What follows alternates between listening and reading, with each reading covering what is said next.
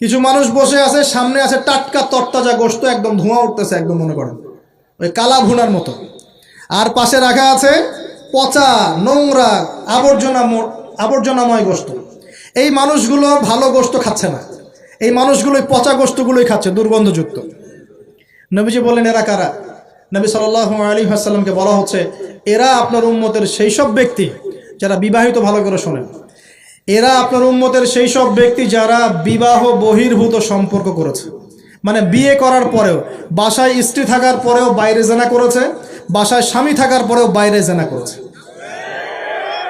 এখন আমাকে বলেন তো, উম্মতে মুহাম্মাদির মধ্যে সমকালীন সময় এই ফিতনাটা ছড়িয়ে পড়ে নাই? পরকীয়া ছড়িয়ে পড়ে নাই? এটা হলো পরকীয়ার স্পেশাল শাস্তি। কারণ পবিত্র হালাল ফ্রেশ জিনিস ওদের ঘরে ছিল, খাইতে ভালো লাগে না, ওদের নোংরা পচা জিনিস খেতে ভালো লেগেছে। আল্লাহ পাক কিয়ামতের মাঠেও ওই এবং বারজাখের জীবনেও ওই একই শাস্তি দিবেন ইনশাআল্লাহ। আর এখন তো মিডিয়ার মধ্য দিয়ে এই যে বিভিন্ন সিরিয়ালস, নাটক, হাবি জাবি, এগুলোর মধ্য দিয়ে এটাকে উস্কে দেওয়া হচ্ছে, এটাকে অ্যাভেলেবেল করে ফেলা হয়েছে। আর যারা বড় বড় শহরে থাকে এগুলো তো ফিতনা আরও বেশি।